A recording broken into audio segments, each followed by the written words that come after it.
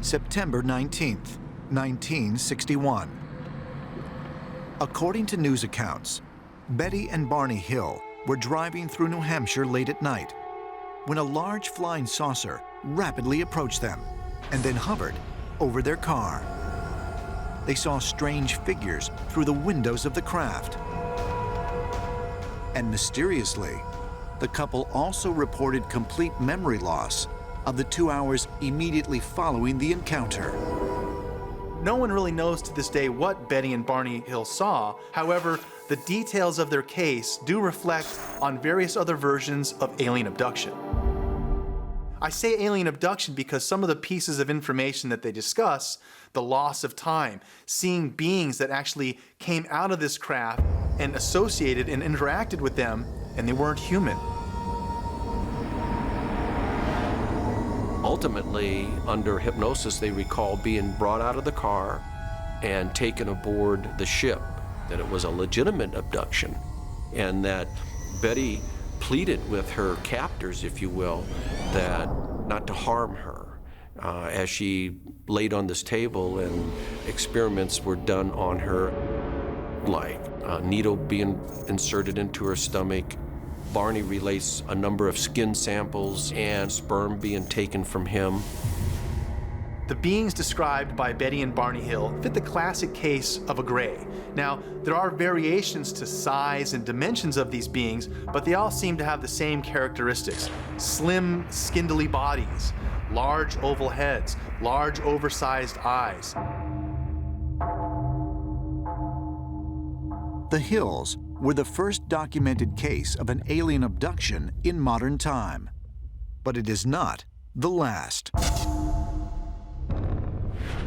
Since the 1960s, there have been many more similar reports, including that of Kim Carlsberg, a commercial photographer, who in 1988 claimed to have been abducted by gray aliens in the middle of the night.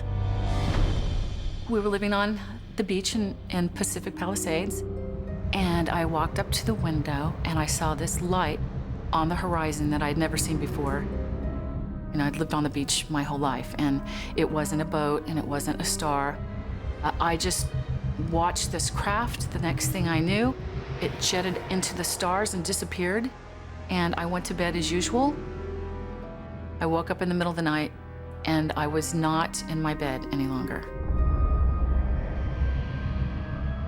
I was naked and I was paralyzed.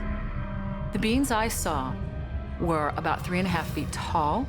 They were naked. They were off-white. They were not gray. They had huge heads, huge wrap-around black eyes, tiny little bodies. There are many stories of grays abducting humans into their spaceships, and even of being inseminated with alien reproductive material and then conceiving human-alien hybrid babies and having those fetuses removed from their bodies and then grown on the alien spaceships. In some cases, people report going back onto the spaceship and being able to see these hybrid offspring. I was being used for my DNA. They were creating hybrid children from my eggs, someone else's sperm, and combining it with their DNA and their sperm. I would be implanted with an alien fetus, and they would leave the fetus in my body for a few months. Then they would bring me back again later, and then they would remove it. It was horrific. It was terrifying. You can't have so many people saying that they've been abducted and not have some possibility of truth with that. I think it's happening.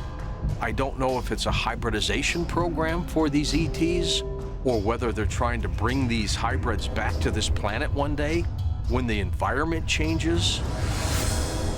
But in my opinion, something very strange is happening to these people who claim to be abducted.